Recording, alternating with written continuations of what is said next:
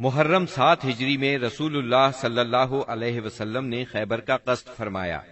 اس موقع پر ان لوگوں نے بھی اجازت مانگی جو حدیبیہ کے موقع پر پیچھے رہ گئے تھے۔ آپ نے اعلان فرمایا، میرے ساتھ وہی روانہ ہو جسے جہاد کی خواہش ہو، رہا مال غنیمت تو اس میں سے کچھ نہیں ملے گا۔ اس کے نتیجے میں آپ کے ساتھ بیت رضوان والے 1400 اصحاب ہی روانہ ہوئے۔ آپ نے مدینے کا انتظام سبا عرفتہ بن غفاری رضی اللہ عنہ کو سونپا، پھر خیبر جانے والے جانے پہچانے راستے پر چل پڑے۔ قریباً نصف راستہ طے کرنے کے بعد آپ نے ایک دوسرا راستہ اختیار فرمایا جو ملک شام کی جانب سے خیبر پہنچاتا تھا۔ اس سے آپ کا مقصد یہ تھا کہ یہودیوں کے لیے ملک شام کی طرف بھاگنے کا راستہ بند کر دیں۔ آپ نے سفر کی آخری رات خیبر کے پاس گزاری، مگر یہودی بے خبر رہے۔ پھر فجر کی نماز اندھیرے میں پڑھی اور سوار ہو کر خیبر کا رخ کیا۔ ادھر یہود بے خبری میں اپنے پھاوڑے اور ٹوکریاں وغیرہ لے کر اپنی زمینوں کی طرف نکلے۔ انہوں نے اچانک لشکر کو سامنے دیکھا تو چیختے ہوئے بھاگے۔ اللہ کی قسم، محمد لشکر سمیت آ گئے۔ نبی صلی اللہ علیہ وسلم نے فرمایا، اللہ اکبر، خیبر تباہ ہوا۔ جب ہم کسی قوم کے میدان میں اتر پڑتے ہیں تو ڈرائے ہوئے لوگوں کی صبح بری ہو جاتی ہے۔ خیبر مدینہ منورہ سے 171 کلومیٹر شمال میں واقع ہے۔ اس وقت اس کی آبادی 3 حصوں میں بٹی ہوئی تھی، ایک نطات، دوسرے قتیبہ اور تیسرے شق۔ نطات میں 3 قلعے تھے، حصن نائم، حصن صعب بن معاذ اور حصن قلعہ زبیر۔ شق میں 2 قلعے تھے، حصن ابی اور حصن نزار۔ اور قتیبہ میں 3 قلعے تھے، حصن قموس، حصن وتیح، حصن سلالم۔ ان کے علاوہ خیبر میں مزید قلعے اور گڑھیاں بھی تھیں، مگر وہ چھوٹی تھیں اور طاقت اور حفاظت میں ان کے ہم پلہ نہیں تھی۔ رسول اللہ صلی اللہ علیہ وسلم نے نطات کے قلعوں کے مشرق میں تیروں کی پہنچ سے دور پڑاؤ ڈالا اور حصن نائم کے محاصرے سے جنگ کا آغاز کیا۔ یہ بہت بلند، محفوظ اور مشکل چڑھائی والا قلعہ تھا اور یہود کی پہلی دفاعی لائن کی حیثیت رکھتا تھا۔ اسی میں ان کا شاہزور بہادر مرحب بھی تھا۔ یہ 1000 مردوں کے برابر مانا جاتا تھا۔ چند روز تک فریقین میں تیر اندازی ہوئی، پھر رسول اللہ صلی اللہ علیہ وسلم نے فتح کی بشارت دیتے ہوئے فرمایا، کل میں جھنڈا ایسے شخص کو دوں گا جو اللہ اور اس کے رسول صلی اللہ علیہ وسلم سے محبت رکھتا ہے اور جس سے اللہ اور اس کے رسول محبت کرتے ہیں۔ آپ کا یہ فرمان سن کر سب انصار اور مہاجرین نے اس آرزو میں رات گزاری کہ جھنڈا اسے دیا جائے۔ صبح ہوئی تو آپ نے فرمایا، علی کہاں ہیں؟ صحابہ کرام نے بتایا، ان کی آنکھ آئی ہوئی ہے۔ آپ نے انہیں بلا بھیجا، وہ لائے گئے۔ آپ نے ان کی آنکھوں میں لعاب دہن لگایا اور دعا فرمائی۔ وہ اسی وقت شفا یاب ہو گئے، گویا انہیں کوئی تکلیف تھی ہی نہیں۔ پھر انہیں جھنڈا دیا اور فرمایا، جنگ سے پہلے انہیں اسلام کی دعوت دو۔ ادھر یہود نے اپنی عورتیں اور بچے شق کے قلعے میں بھیج دیے تھے اور اس صبح طے کیا تھا کہ کھلے میدان میں جنگ کریں گے۔ چنانچہ جب سیدنا علی رضی اللہ عنہ ان کے پاس پہنچے تو انہیں جنگ کے لیے تیار پایا۔ آپ نے انہیں اسلام کی دعوت دی، انہوں نے صاف انکار کر دیا۔ مرحب نے فخر اور غرور سے تلوار لہرائی اور دعوت مبارزت دی، یعنی اپنے مقابلے میں کسی کو بھی آنے کے لیے للکارا۔ اس نے یہ شعر پڑھا، قد علمت خیبر انی مرحب، شاک السلاح بطل مجرب، اذا الحروب اقبلت تلہب۔ یعنی خیبر جانتا ہے کہ میں مرحب ہوں، ہتھیار پوش، بہادر اور تجربہ کار، جب جنگ و پیکار شعلہ زن ہو۔ اس کے مقابلے میں سیدنا عامر بن اقوا رضی اللہ عنہ نمودار ہوئے۔ وہ کہہ رہے تھے، قد علمت خیبر انی عامر، شاک السلاح بطل مغامر۔ یعنی خیبر جانتا ہے میں عامر ہوں، ہتھیار پوش، شہزور اور جنگجو۔ پھر دونوں نے ایک دوسرے پر وار کیا۔ مرحب کی تلوار سیدنا عامر کی ڈھال میں پھنس گئی۔ انہوں نے چاہا کہ اپنی تلوار اس کی پنڈلی پر ماریں، لیکن ان کی تلوار چھوٹی تھی، اس کی پنڈلی تک پہنچنے کی بجائے پلٹ کر خود ان کے گھٹنے میں آ لگی۔ بعد میں انہوں نے اسی چوٹ سے انتقال کیا۔ نبی صلی اللہ علیہ وسلم نے سیدنا عامر کے بارے میں فرمایا، ان کے لیے دگنا اجر ہے، وہ بڑے جانباز مجاہد تھے، کم ہی ان جیسا کوئی عرب روئے زمین پر چلا ہوگا۔ سیدنا عامر رضی اللہ عنہ کے زخمی ہو جانے پر سیدنا علی رضی اللہ عنہ مرحب کے مقابلے پر آئے۔ آپ یہ شعر پڑھ رہے تھے، انا الذی سمتنی امی حیدرا کلیس غابات کریہ المنظرا اوفیہمی بالصاع کیل السندرا، یعنی میں وہ شخص ہوں کہ میری ماں نے میرا نام حیدر یعنی شیر رکھا ہے، جنگل کے شیر کی طرح خوفناک، میں انہیں سا کے بدلے نیزے کی ناپ پوری کروں گا۔ اس کے بعد مرحب کے سر پر تلوار کا ایسا وار کیا کہ وہ وہیں ڈھیر ہو گیا۔ اس کے بعد مرحب کے بھائی یاسر نے نکل کر مقابلے کی دعوت دی۔ اس کے مقابلے میں سیدنا زبیر بن عوام نکلے اور اسے اس کے بھائی کے پاس پہنچا دیا۔ پھر گھمسان کی لڑائی چھڑ گئی، بہت سے یہودی مارے گئے، جس سے ان کے حوصلے پست ہو گئے اور وہ اپنے مورچے چھوڑ کر بھاگ نکلے۔ مسلمانوں نے ان کا پیچھا کیا اور بزور قلعے میں داخل ہو گئے۔ یہود اس قلعے سے بھاگ کر اس کے ساتھ والے قلعے حصن الصعب میں مورچہ بند ہو گئے۔ ادھر مسلمانوں کو قلعہ حصن نائم میں بہت سا غلہ، کھجوریں اور اسلحہ ملا۔ اس کے بعد مسلمانوں نے سیدنا حباب بن منذر رضی اللہ عنہ کی قیادت میں حصن صعب کا محاصرہ کر لیا۔ یہ محاصرہ 3 دن جاری رہا۔ تیسرے دن رسول اللہ صلی اللہ علیہ وسلم نے فتح اور غنیمت کی دعا فرمائی، پھر مسلمانوں کو حملے کی دعوت دی۔ مسلمانوں نے شدت کا حملہ کیا۔ پہلے مقابلے کے لیے للکارا گیا، پھر گھمسان کی لڑائی شروع ہوئی۔ یہ لڑائی یہود کی شکست پر ختم ہوئی اور مسلمانوں نے سورج ڈوبنے سے پہلے قلعہ فتح کر لیا۔ غنیمت میں بہت سا غلہ ہاتھ آیا۔ اس قلعے میں سب سے زیادہ خوراک اور چربی تھی۔ اس طرح یہ مسلمانوں کے لیے سب سے کارآمد قلعہ ثابت ہوا۔ مسلمان اس سے پہلے سخت بھوک کا شکار تھے، چنانچہ بہت سے لوگوں نے گدھے ذبح کر دیے، لیکن اللہ کے رسول صلی اللہ علیہ وسلم نے ان کو کھانے سے منع فرما دیا۔ چنانچہ آپ کا حکم پا کر چولہوں پر چڑھی ہوئی ہانڈیاں الٹ دی گئیں۔ یہود نے یہاں سے بھاگ کر قلعہ زبیر میں پناہ لی اور وہاں قلعہ بند ہو گئے۔ یہ نطاط کا تیسرا اور آخری قلعہ تھا۔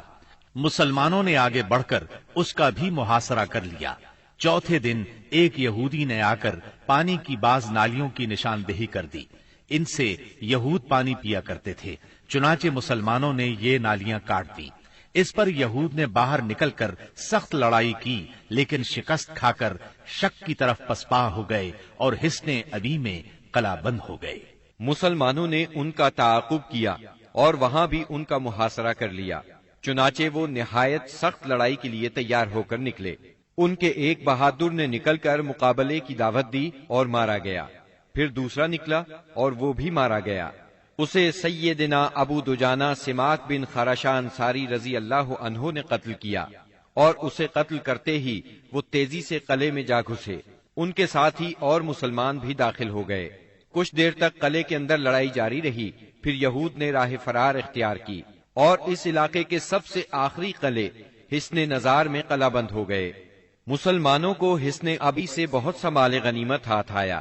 مسلمان اب حصن نزار کی طرف بڑھے اور اس کا محاصرہ کر لیا۔ یہ قلعہ پہاڑ کی چوٹی پر تھا اور وہاں پہنچنے کی کوئی صورت نہیں تھی۔ یہودیوں نے یہاں اپنی حفاظت کا زبردست انتظام کر رکھا تھا۔ انہیں یقین تھا کہ اس قلعے میں مسلمان داخل نہیں ہو سکیں گے، اس لیے انہوں نے اس قلعے میں عورتوں اور بچوں سمیت قیام کیا۔ تیر اور پتھر برسا کر سخت جوابی کارروائی کی۔ جواب میں مسلمانوں نے بھی منجنیق نصب کر کے اس قلعے پر پتھروں کی بارش شروع کر دی۔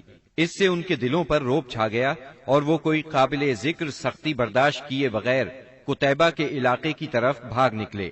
مسلمانوں کو اس قلعے سے تانبے اور مٹی کے برتن ملے۔ ان کے بارے میں رسول اللہ صلی اللہ علیہ وسلم نے فرمایا، ان کو دھو لو اور ان میں کھانا پکاؤ۔ اس کے بعد مسلمان قلعہ قموس کی طرف بڑھے۔ یہ قتیبہ کا پہلا قلعہ تھا۔ 14 یا 20 دن تک اس کا محاصرہ جاری رہا۔ اس کے بعد یہود نے پناہ طلب کر لی۔ یہ بھی کہا جاتا ہے کہ انہوں نے پناہ طلب نہیں کی تھی، مسلمانوں نے لڑ کر فتح کیا اور یہود باقی 2 قلعوں وتیح اور سلالم کی طرف بھاگے۔ لیکن جب مسلمانوں نے ان کے محاصرے کے لیے پیش قدمی کی تو یہود نے اس شرط پر امان طلب کر لی کہ وہ عورتوں اور بچوں سمیت خیبر کی سرزمین سے جلا وطن ہو جائیں گے۔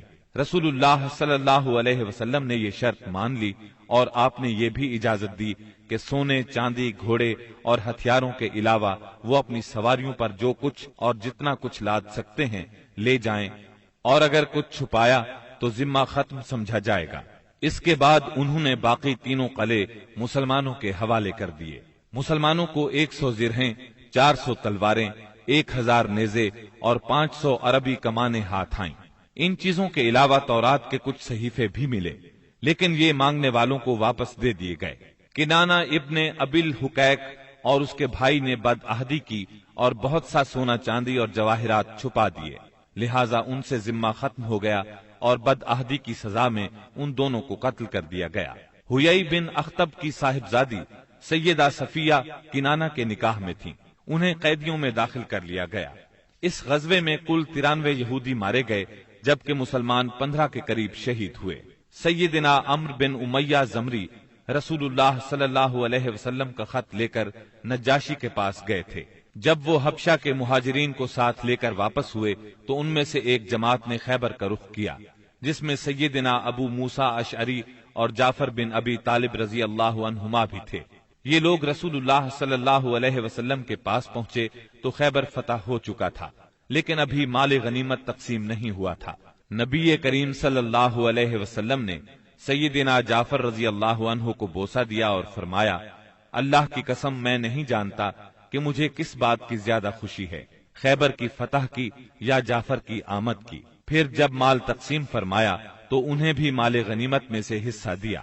سیدہ صفیہ بنت حیی بن اخطب کو جب قیدیوں میں شامل کیا گیا تو انہیں رسول اللہ صلی اللہ علیہ وسلم کی اجازت سے دحیہ بن خلیفہ کلبی رضی اللہ عنہ نے لے لیا، لیکن صحابہ کرام نے آ کر عرض کیا، اے اللہ کے رسول صلی اللہ علیہ وسلم، صفیہ صرف آپ کے شایان شان ہیں، وہ بنو قریظہ اور بنو نذیر کی سردار ہیں۔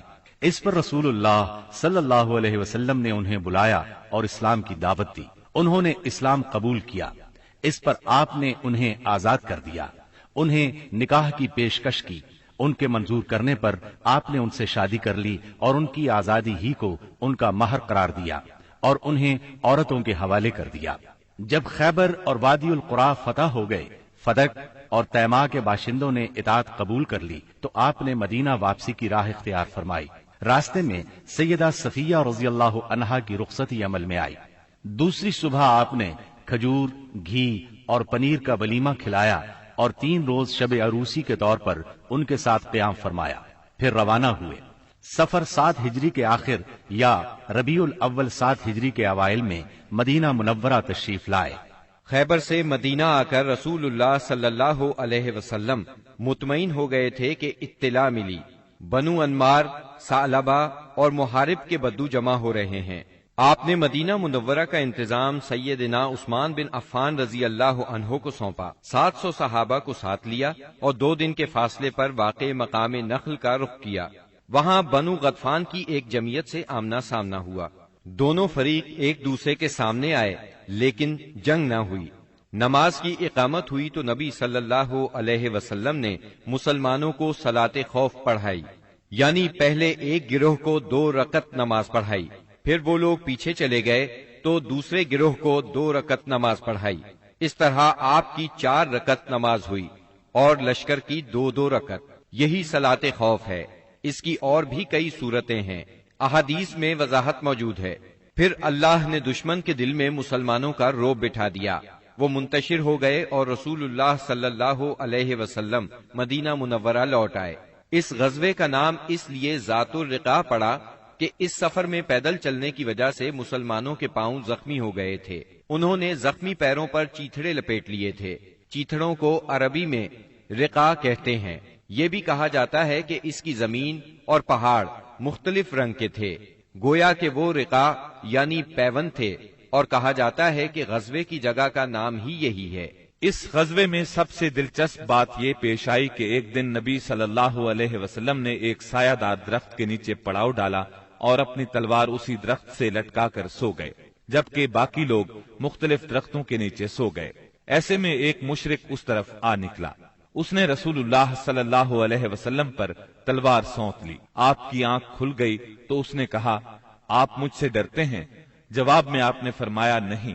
اس نے کہا، اب آپ کو مجھ سے کون بچائے گا؟ آپ نے فرمایا، اللہ۔ یہ سن کر اس کے ہاتھ سے تلوار گر گئی۔ آپ نے وہ تلوار اٹھا لی اور فرمایا، اب تمہیں مجھ سے کون بچائے گا؟ اس نے کہا، آپ مجھ پر احسان کیجئے۔ آپ نے اسے اسلام کی دعوت دی۔